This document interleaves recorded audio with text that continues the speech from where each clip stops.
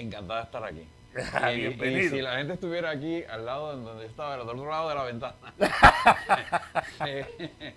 se tiran al piso, ¿verdad? Este hombre es un valiente, gracias, me siento muy honrado, ¿verdad?, de la invitación. Oiga, yo realmente tengo que preguntarle cómo usted ha podido sobrevivir con los terremotos, huracanes, con toda esta situación de la pandemia y con el escándalo grande que hay en las cámaras legislativas sobre los salarios, cómo se los reparten esa gente. Bueno, yo creo que hay una cosa que establecer de base, y es que yo no vengo de la loza, yo vengo de pasar trabajo. Exacto. Y nunca olvido que todo en la vida, de hecho, hay momentos donde yo me pregunto, hasta en oración, digo, Dios mío, ¿por qué será que a mí me da tanto trabajo todas las cosas y a todo el mundo se le abren las puertas gratuitamente, fortuitamente, ¿no? Y antes renegaba eso, antes yo pensaba que era un elemento siempre de discordia espiritual, pero en realidad la vida me ha mostrado que precisamente haber venido de tanta situación difícil, de haber tenido una madre fajona que me enseñó a levantarme siempre, cada vez que me caía, pues a mí esas cosas no me afectan. Yo fundé una organización que se llama Iniciativa Comunitaria y ante los huracanes, ante los terremotos, ante la pandemia, pues Iniciativa ha sido un brazo muy poderoso de acción que no me ha mantenido en los bleachers, no me ha mantenido en la periferia, pero tampoco me ha mantenido utilizando el dolor de la gente, el dolor del prójimo, como suele pasar en la política, para agenciarse un poco de más espectacularidad y glamour y lograr votos, ¿no? En mi caso, la vergüenza que ocurre, que es parte de la cotidianidad del Capitolio, no es nueva, es que se descubre cada 4 años, hay un impulso, ¿no?, para resaltar lo que siempre han sido actos bochornosos, actos repudiables, que no, lo que han hecho es fortalecer, lamentablemente, fortalecer la percepción inequívoca, digo yo, ¿verdad?, que tienen muchísimas personas de que allí no se hace tanto. Claro, cuando yo me arriesgué, porque de verdad que fue un riesgo, en las elecciones pasadas a presentarme como un candidato independiente, que me hicieron no tiene usted idea de todas las cosas que me hicieron para evitar que yo ni siquiera me pudiera quedar inscrito, ¿no? Me pusieron 54.220 endosos, que eso es mucho más que al gobernador, que a un partido, que a todos. Me pusieron una enorme fiscalización, me hacían la vida imposible. Pero por otro lado, la gente empezó a respaldarme y entonces yo vi un lado importante de mi participación. Aquí confieso que cuando yo empecé esa carrera, lo hice por 2 cosas. Una, porque siendo líder comunitario, me harté, me cansé de que me mintieran. Es decir, de ir al Capitolio, de recibir promesas, un pedazo de cartón reconociéndome como héroe, como esto y lo otro, y sin que haya una acción proactiva que dijera, bueno, vamos a trabajar genuinamente con las personas sin hogar, vamos a trabajar genuinamente con las personas con problemas de adicción, vamos a trabajar con la violencia entre los jóvenes en las calles, que son básicamente los problemas que yo siempre he trabajado. Entonces yo dije un día, bueno, pues si yo puedo elegir a esa persona que es una mentirosa, ¿por qué no me puedo elegir yo, que tengo la razón por la cual reclamar espacio en los lugares donde se decide en Puerto Rico? Entonces, esa es la primera razón. La segunda razón es porque yo no pensé ganar. Esto es extraño, ¿verdad? Yo lo que pensé era que estando yo siendo reconocido y estando yo en el rejuego de las elecciones, podía traer a la mesa un montón de asuntos que siempre son obviados por la prensa comercial, por la macropolítica, porque no sé si te has dado cuenta, pero aquí los debates se van en boberías no hay ninguna aportación no, en porque, que pueda o sea, ilustrarle al pueblo. ¿Cuántas veces uno ha escuchado el problema de acceso a tratamiento? Yo soy médico y soy salubrista. O sea, ¿cuántas veces O sea, por ejemplo, el hospital universitario pediátrico tiene un déficit de 233 enfermeras y enfermeros. Wow. Lo hemos escuchado en algún sitio, en algún debate, plantear No. ese problema. No. Aquí hay otro dato, aquí hay 185,000 personas con problemas importantes de adicción. Solo hay 6% de espacio de tratamiento. Por cada 100 personas que quiere llegar a tratamiento, solamente hay 6 camas. ¿Y qué cama? ¿No? Porque el AMSCA es un desastre, el otro es un desastre. Eso ha trascendido en algún debate. Una pregunta boba sobre personas sin hogar que fue contestada, para mí, en forma hipócrita por todo el mundo. ¿Por qué? Porque este servidor presentó el Plan Nacional para el Abordaje de Ambulancia, el proyecto 1342, un proyecto de 1 año y medio de investigación, de trabajo, de foro, de consulta y de la experiencia de 30 años yo en las calles. Y sin embargo, aun cuando lo aprobaron unánimemente en el Senado, en la Cámara, todas esas personas de diferentes partidos decidieron callarse la boca. De manera que si hay 23,000 a 25,000 personas en las calles hoy en día y que cada una de ellas tiene un enorme índice de vulnerabilidad. No sé si sabes que en Puerto Rico las personas sin hogar exhiben un nivel de vulnerabilidad más alto que en los Estados Unidos. Es decir, en Estados Unidos una persona en las calles tiene un índice de vulnerabilidad que debe ser como un 8 o un 10%. En Puerto Rico es un 57%. Wow. Eso quiere decir, para que la gente no entienda lo del índice, que en Puerto Rico hay 57% más probabilidad de que una persona muera en la calle de una condición prevenible que en cualquier otro lugar del mundo o cualquier otro sector poblacional. Todos esos elementos tenían, para mí en aquel entonces, y tienen todavía, que trascender y llegar hasta un foro donde se hagan decisiones. Pero, para sorpresa mía, logré la mayoría de los endosos, aunque no los quise entregar porque yo siempre he pensado que uno debe ser un rebelde inteligente. Yo no creo que uno debe ser un conformista ni debe conformarse con nada, debe ser partir siempre de la duda.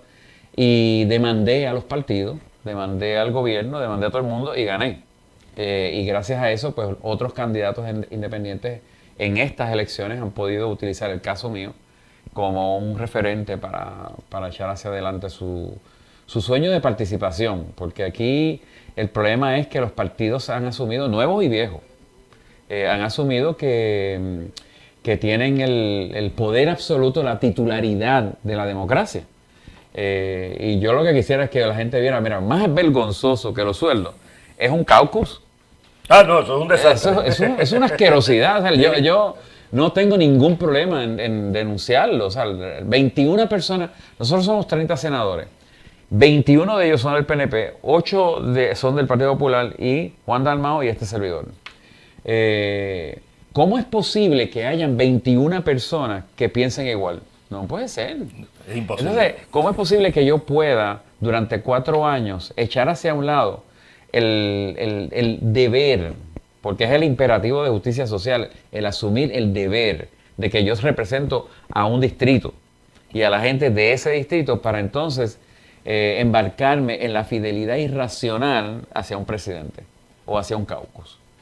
Entonces, pues, por eso es que vemos a Puerto Rico todo desbandado. O sea, ¿a quién le duele un hoyo en la carretera? No le duele a esa prensa, no le duele, no trascienden los debates, no. Pero hay gente que ha tenido que cambiar su tren delantero como 15 veces.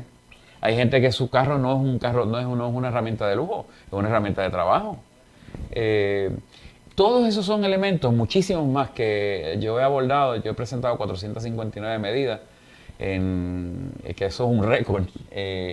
Soy el senador que más veces ha utilizado lo que se llaman los turnos iniciales. No hay un turno, no hay una sesión, no hay un día de sesión en donde yo no utilice esa herramienta, pequeña herramienta, para poder plantear elementos que son del diario vivir en la gente. O sea, por ejemplo, nosotros llevamos 2 generaciones, o sea, 20 años con un índice de pobreza infantil del 58%. ¿Cómo es posible que nosotros estemos gastando $13,000 al mes en un sueldo? ¿Cómo es posible que estemos gastando sanganerías? Hay un montón de alcaldes destruyendo y reconstruyendo cosas que no debieran de hacer ni siquiera construirse ni reconstruirse. Y sin embargo, una persona todavía puede pasar 12, 17 hasta 72 horas en una emergencia. No puede ser. Yo hablaba la semana pasada precisamente por un caso que yo vi en televisión de una joven que hacían 3 años que venía luchando por una condición que tiene de salud y que se había acercado a varios legisladores para que la ayudaran económicamente, a ver en qué forma la podían ayudar para ya trasladarse a Estados Unidos a recibir un tratamiento. Ninguno le dio la oportunidad, ninguno la ayudó, más sin embargo se fue a un programa de televisión y en menos de 24 horas le consiguieron el dinero para ella irse a darse el tratamiento. Entonces vemos estos sueldos, o sea, en la forma y manera, en posiciones que se crean que no dejan nada de beneficio para el No pueblo. tiene sentido. Solamente para complacer al presidente. No tiene Y sentido. el presidente complacerlos a ellos porque hicieron campaña para mí. Sí. Todas esas cosas tienen que cambiar. Esto es un absurdo, ¿no? Y entonces el problema es que nosotros estamos amarrados. Digo, no, yo no estoy amarrado, pero montones de personas están amarradas a esas fidelidades. Una persona, un alcalde dio 3 bloques y ya piensa que toda la vida tiene que ser sumiso, arrodillado, porque le pusieron un poquito de bitumul al frente, porque o sea, las cosas que se supone que hagan, porque hemos tergiversado el asunto del servicio público. Lo que yo he visto, he aprendido en estos 4 años, es mucho más de lo que yo veía antes, porque yo llegaba al Capitolio cuando era ya estrictamente necesario meterme a escuchar a alguien, ¿no? Pero la mayoría de las veces llegaba hasta las escalinatas protestando por algo. Otras veces me cayeron a palos, otras veces me arrestaron, otras veces, pero yo, o sea, no había entrado en esa dinámica. Y ahora, en mi oficina, lo que yo hice fue replicar el concepto de iniciativa comunitaria en mi oficina y convertirla en una oficina de un senado de comunidad. Contraté, o sea, yo no sé cuál es la afiliación política de nadie en mi oficina. Yo contraté a la gente por mérito. Obviamente es una pequeña oficina porque yo tengo el peor presupuesto de todo el Senado.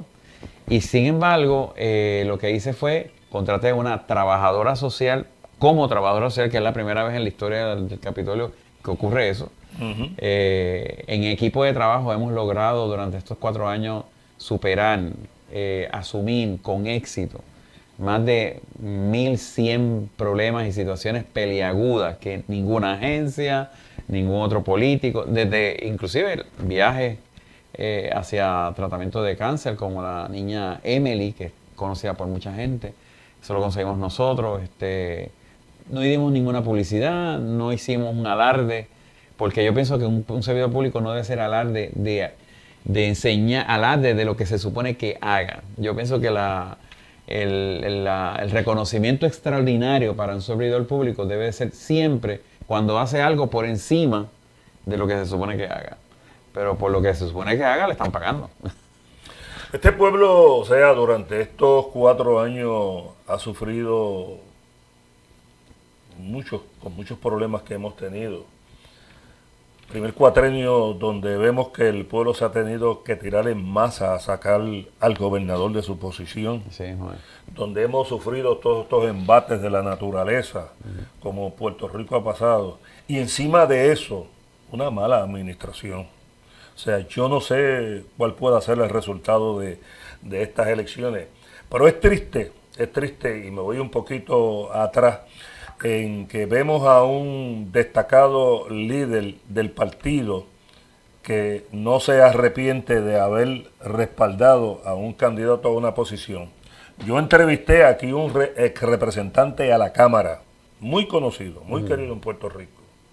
Y yo le cuestioné el hecho de que cuando vino la primaria entre Pierluisi y Ricardo Rosselló, él respaldó en todo momento a Pierluisi. Y entonces sale Ricardo Rosselló. En la entrevista anterior a eso, él me había dicho que Rosselló era lo peor que podía tener Puerto Rico como gobernador si era que salía electo. Pasada la primaria, él vuelve de nuevo al programa y cuando yo lo entrevisto le digo, oiga, usted está defendiendo a Ricardo Rosselló ahora para la posición de gobernador cuando usted usa unos señalamientos de que sería lo peor para Puerto Rico. ¿Y por qué ese cambio? Y me dice, oiga bien, Es que yo soy una persona disciplinada. Ah, Como miembro del Partido Nuevo Progresista, si el partido me pone un mono, por ese mono yo voto. ay, santo Dios. No. Pero es que eso se... ¿Cómo es posible, Sí, no, o sea, no, que no, la sí. gente se aferre? Sí, sí. Hay quien dice, yo soy de tal partido, pero no estoy de acuerdo con esa gente, pero voy a votar por ellos, porque para votar por el otro, mejor me cortó la mano. ¿Cómo es posible? Sí, sí, No sí. están pensando en el pueblo, o sea, sí. en que nosotros debemos servirle al pueblo, ayudar a aquellos, los que estamos en estas posiciones. Yo en mi posición fiscalizo, porque a mí me preocupa el que se vote el dinero y no se le lleve a aquella gente que lo necesitan. Eso En es así. cosas que verdaderamente se construyen en los pueblos, se construyen y son monumentos que quedan ahí, que no Sí, de beneficio para el pueblo. desastre. Es Desastre. un desastre, Sí, sí. los millones que se Sí. gastan. Y todavía se legislan para, quizás la gente no se da cuenta, pero cada sesión se legisla un nuevo barril de tocino. O sea, y se le entrega a la autoridad de tierra para que sepan por dónde va el asunto. Yo sé, he votado en contra y he discutido, pero apasionadamente en contra de esos disparates, porque se le entrega un cheque en blanco. O sea, yo no estoy en contra de las alcaldías. Yo pienso que las alcaldías, al revés, merecen una reforma completa de cómo debe ser la actividad fiscal y los controles internos de la alcaldía. Sin embargo, en la medida en que la legislatura, entiéndase no legislatura, entiéndase los favores políticos de un partido de mayoría hacia las personas que le van a servir de comisario de barrio. Porque de eso es lo que se trata, ¿no? De momento aprueban estas purruchadas de dinero con una justificación ambigua, porque así es como aparecen esos proyectos, y en esas justificaciones ambiguas para mejoras del municipio. Pues mejora puede ser cualquier cosa, ¿no? Entonces se le asignan millones, millones y millones, y cada vez hay un barrilito de eso que se... Yo creo que consistentemente tanto Juan como yo hemos votado siempre en contra, ¿verdad? Pero a veces los alcaldes me miran a mí y me dicen, mira, tú estás en contra del municipio. No, yo estoy en contra, yo estoy a favor de que se le devuelva la transparencia y la confianza al pueblo. Porque una municipalidad es el eslabón y la estructura geopolítica más cercana al pueblo y la que debe de responder cabalmente a las necesidades del pueblo. Así que todos estos principitos, usando una palabra fajardeña, Principito. Muy bien. Todas estas personas tienen que estar conscientes de que yo creo que yo estoy absolutamente seguro que desde septiembre del 19 en adelante, mucho pueblo ha cambiado su mentalidad. Mucho pueblo, muchas personas, e inclusive perteneciendo a los partidos de mayoría, han afinado su juicio no para ya un voto castigo, sino para transformar sus colectividades. Yo pienso, ¿verdad?, que yo soy independiente, profundamente independiente, y por lo tanto no me meto en ninguna ideología de nadie. Sin embargo, le exhorto a las personas del PNP, de los populares, del PIB, del Movimiento Historia, del Proyecto de Dignidad, que siempre estén pendientes a lo que nunca se ha estado pendiente aquí. Y es a que sus colectividades lleven en sus papeletas a las personas más adecuadas y no a ese chorro de malandranes que realmente le hacen le hacen la fiesta a una prensa que se dedica precisamente a cucarlo, a seducirlo y luego entonces aplastarlo.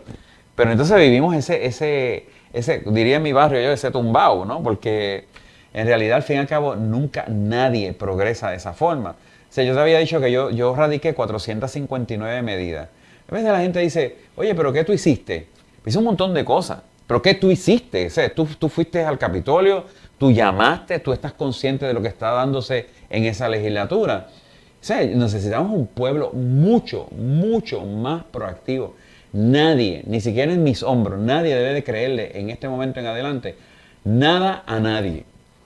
O sea, yo parto de esa duda, ¿no? No sé si usted está de acuerdo conmigo, pero No, yo sí. yo creo que la peor forma de nosotros articular una participación democrática genuina y saludable es que precisamente nos salgamos de ese fanatismo irracional que nos lleva a aceptar un mono y a decirlo sin ninguna vergüenza y sin ningún pudor, ¿no?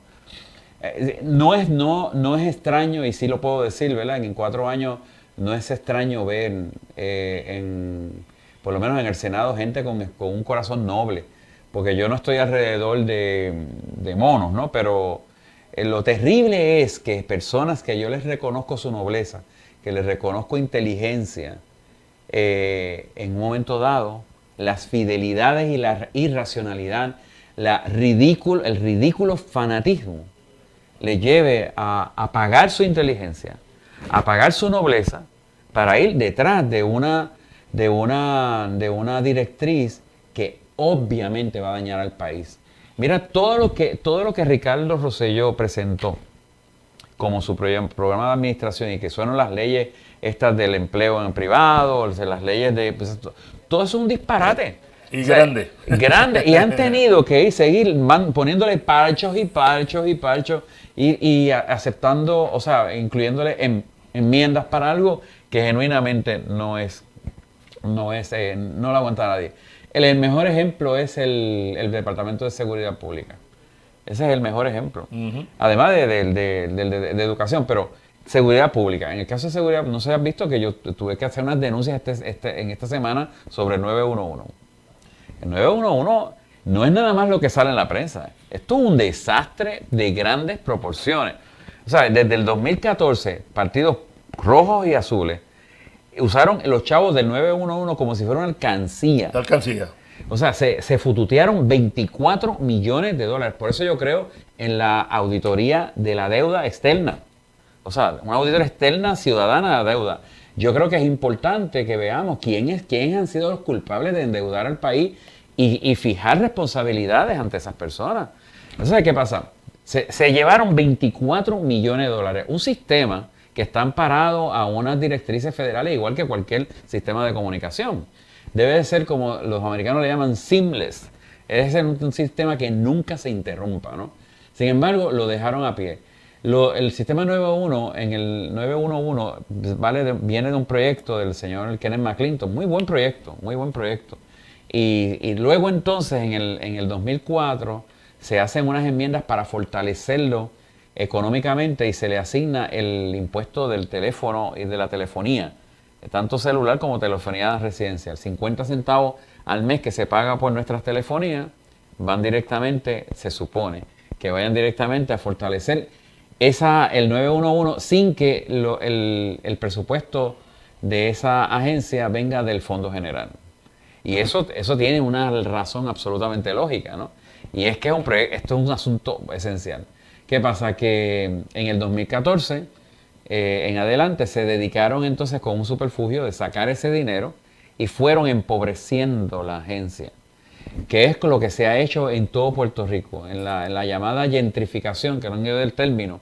Es como los gobiernos, sobre todo este último gobierno, arrabaliza las cosas, las lleva al deterioro mayor para que algún amigo del alma compre ese arrabal nuevo a precio de pescado bombado, ¿verdad? Y entonces veamos luego nuevos millonarios a base de ningún sacrificio, ¿no? Es que aquí la agencia del gobierno ha sido un desastre total, porque siguiendo en esa línea del 911, tenemos el caso de la Junta de Calidad Ambiental. Con lo que yo compro en una goma, yo estoy aportando una cantidad de dinero para coger esas gomas cuando ya están deshechas, procesarlas y salir de ahí. Y resulta que cuando se habla de eso es que no tenemos chavos. No, porque ¿dónde está el dinero? Porque enmendaron la ley, y lo sabe, y entonces se llevaron los dinero al gobierno, no a los que manejan la goma. No. Pregúntale a la gente, cuando quien asumía esa responsabilidad era el gomero, no había tantas gomas. Ahora cuando la asumieron, es otra alcancía. Sí. Pero en la Junta de Calidad Ambiental vamos a ver también cómo la Junta y recursos naturales han desarrollado una clandestinidad permanente en el manejo de los vertederos. O sea, de 29 vertederos que hay aquí, 18 están fuera del o sea, para que sepan, un vertedero, yo soy ambientalista, o sea, un vertedero no es una acción retrógrada de un gobierno. Lo que pasa es que los vertederos aquí son para botar basura. Los vertederos normales que se llevan a cabo como debe de ser son lugares para manejar residuos y degradarlos, impidiendo que los residuos entonces contaminen aguas subterráneas o corrientes de aguas superficiales. Pero en Puerto Rico no, en Puerto Rico han arrabalizado el concepto. O sea, en términos generales, reciclar, reusar y recategorizar es más barato que un vertedero. Pero los alcaldes han decidido clandestinizarlo, arrabalizarlo, para que entonces les salga más barato echar basura. Pues eso es un ejemplo. Pero ¿sabes por qué pasó eso, verdad? Porque la EPA, o sea, yo estoy trabajando ese proyecto, o sea, la EPA tuvo que asumir la responsabilidad de los vertederos en Puerto Rico. ¿Sabe por qué? Porque la Junta de Calidad Ambiental y el Departamento de Recursos Naturales hace mucho tiempo dejó de fiscalizar los vertederos a instancias de sus jefes. Mientras esas agencias respondan al convete del político partidista, entonces esas agencias van a estar siempre amarradas a algún tipo de ganancia extra por el lado, ¿no? Pasa en educación. Ha visto que el secretario de Educación tiene la educación especial. La educación especial está en el piso. No, eso es un desastre. Es un desastre. Los maestros están que echan chispa porque los han abandonado en esta educación virtual. Les han hecho la vida imposible cambiándoles los muñequitos cada momento. Hay grupos de maestros que yo los he visitado que han estado hasta las tantas de la noche aprendiéndose una plataforma y luego al otro día se la cambian. Le cambian los muñequitos, o sea que, pero además de eso, sabes que lo peor que ha hecho este secretario es la acción directa para destruir el modelo de Montessori. El modelo de Montessori, que los tipos lo dicen en los debates, como que o sea, yo no sé si has visto los debates de gobernador que dicen, no, yo voy por una educación Montessori. Yo quisiera saber si ellos saben lo que están diciendo. No. Pero la educación Montessori, para los amigos y amigas que nos ven y nos escuchan, es una de las educaciones más sofisticadas del mundo. Y Puerto Rico tiene la dicha, no sé si lo saben, pero tiene la dicha de tener el sistema de Montessori público más grande casi del hemisferio. Tiene 52 escuelas, retiene 17,000 estudiantes, mantiene una vinculación con 35,000 personas de la comunidad en 39 municipios y no hay una sola deserción escolar. El sistema regular de nuestras escuelas produce 51% de deserción escolar constante. La persona que llega a escuela superior a una incertidumbre porque solamente se gradúan el 30% de la gente que llega a escuela superior. O sea, todos esos datos nunca se manejan. O sea, yo me alegro que me hayan dado una oportunidad aquí porque la verdad es que la gente piensa que fiscalizar es nada más meterse en la junta y promesa y o que uno está en contra del gobierno. Es que, desde ese punto es que lo ven. Está en contra de nosotros y por eso está hablando así. Porque pertenece. No. ¿Y sabes por qué yo hablo así? Porque yo tengo 83 investigaciones en curso que eventualmente van a ir preso un montón de gente. Pero yo lo he hecho meticulosamente. Yo no lo he hecho para la prensa, yo no lo he hecho para el espectáculo, yo no lo he hecho para salir en un programa glamoroso y dándome el guille de que soy Sherlock Holmes. No. Es que yo quiero que al final de mis investigaciones no haya lugar a duda de que esa persona tenga que responder cabalmente a lo que la vergüenza nuestra le existe. Pero ¿sabes qué? Presenté el proyecto 1330 y 1331. 1330 es un proyecto para prohibir todo el cabildeo en el nivel ejecutivo, en las ramas ejecutivas, en las ramas judicial y hacerlo riguroso, denso, profundo, intenso, el criterio intenso en la rama legislativa. ¿Y qué pasó? Ya tú sabes. A mí me gustaría, tengo que hacer una pausa, pero me gustaría que entráramos cuando hacemos la pausa, de que me detallara, ¿cómo usted cree que ha manejado el gobierno lo de la pandemia del COVID-19? Que es importantísimo que yo le haga esa pregunta porque yo sé que esto en Puerto Rico en este momento es una tragedia, pero no lo quieren atender así. Vamos a la pausa y regresamos en breve. Desde que anuncié mi candidatura, he recorrido los pueblos, sus vecindarios y sus campos. He sentido el inmenso corazón de nuestra gente. Sé que todos soñamos con transformar a Puerto Rico. Estos últimos 4 años han sido muy dolorosos con tanta corrupción y abuso. Es momento de cerrar ese capítulo. Te pido que me des tu confianza para darle a Puerto Rico la segunda transformación que tanto necesitamos. Dame tu voto. Soy Charlie Delgado y juntos ganamos. Anuncio político pagado. Soy Juan Tito Gómez, amigo y amiga estadista. Al igual que tú, estoy decepcionado con el desempeño del señor representante. Sé que no te representa a ti ni los intereses de tu familia. Ha tenido un pobre desempeño en atender los asuntos de nuestro distrito. Por eso, este próximo 3 de noviembre, solicito tu voto y tu confianza para ser el representante que tú mereces. Cariduro, cuento con tu voto. El pueblo lo confirmó, dímelo, Sabi. Seiba me lo regaló. Este 3 de noviembre sale a votar por Sammy Rivera. Mi gente ya se apuntó. El número 1 en la papeleta por el Partido Nuevo Progresista. Con Sammy Rivera nos vamos tú y yo. Porque juntos podemos. La cosa está buena, nuestra gente lo confirmó. ¿Quién me lo confirma? Un mejor futuro nos espera. La juventud ya me lo pidió. Todo el mundo lo quiere. El pueblo lo certificó. Se puede hacer Para el más. Seiba que todos quieren. Anuncio político pagado. Seibeño, llegó el momento. Nos vamos de rally. Sí, de rally. Con nuestro próximo alcalde, Kini Arias. Ven y acompáñalo a su cierre de campaña con este grandioso rally popular. Este próximo domingo 1 de noviembre. Saliendo de la salida 10 de Quebrada Seca desde la 1:30 de la tarde. Ven. Busca tu bandera y vamos juntos al triunfo. Y recuerda que con Kini todos ganamos y Seiba también. Porque un mejor Seiba sí se puede. Te esperamos.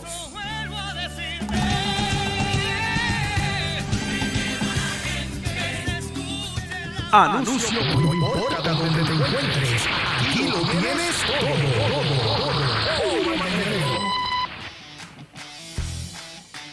Y regresamos a Foro Mañanero en la mañana de hoy, miércoles, mitad de semana. Y les dejo con el señor Wisin Vázquez. Adelante, Wisin. Muchas gracias, compañero. Ya estamos en el minuto final porque Sí, tenemos sí, ya claro. un compromiso con un político en nuestro programa. Así es que me gustaría que me diera una reacción COVID ha sido en relación mal- a la situación del El COVID ha sido COVID-19. mal manejado desde el principio. Lo único aceptado fue el primer toque de queda. A partir de ahí se supone que se haya desarrollado una estandarización de la prueba molecular. Esa es la base de cualquier movimiento epidemiológico. No se hizo. Se hicieron 20 cosas, ya sabe que hasta se truqueó con las pruebas. Entonces, a nosotros, hay una cosa en la Biblia que dice, los padres se comieron las uvas agrias y nosotros sufrimos la dentera.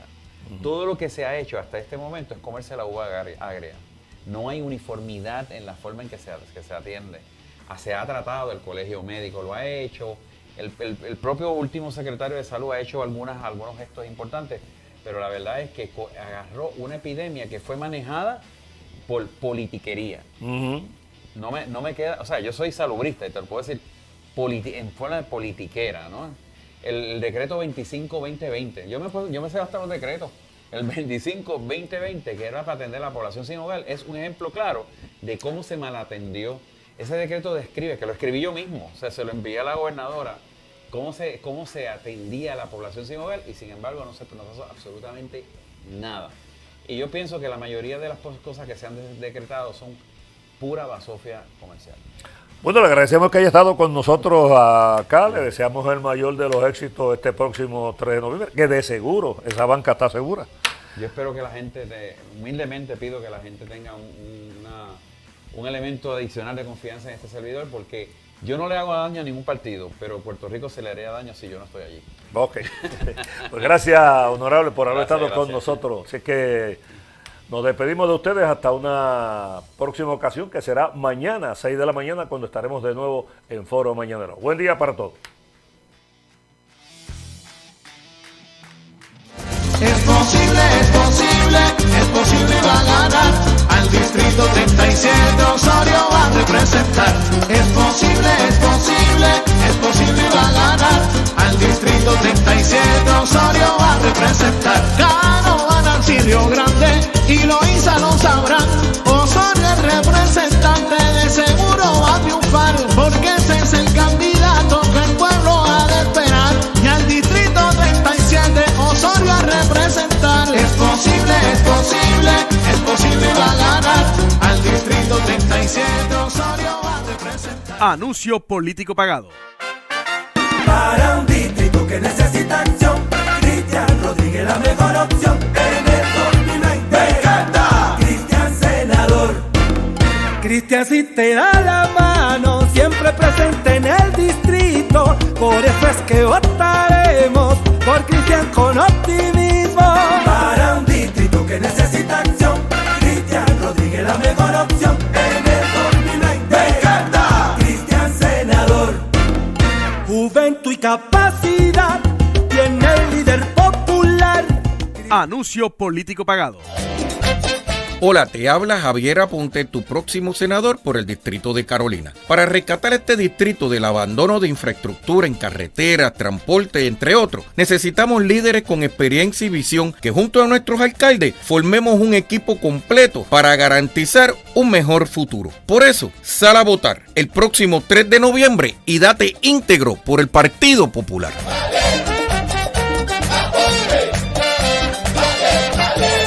Anuncio. Que anuncié mi candidatura, he recorrido los pueblos, sus vecindarios y sus campos. He sentido el inmenso corazón de nuestra gente. Sé que todos soñamos con transformar a Puerto Rico. Estos últimos 4 años han sido muy dolorosos con tanta corrupción y abuso. Es momento de cerrar ese capítulo. Te pido que me des tu confianza para darle a Puerto Rico la segunda transformación que tanto necesitamos. Dame tu voto. Soy Charlie Delgado y juntos ganamos. Anuncio político pagado. Porque tú necesitas escuchar algo diferente. Con lo último en noticias, deportes, farándula y la mejor variedad musical 24 horas. Estamos innovando Puerto Rico y llegando al mundo entero. Este es tu tren de vida. Porque nosotros no somos como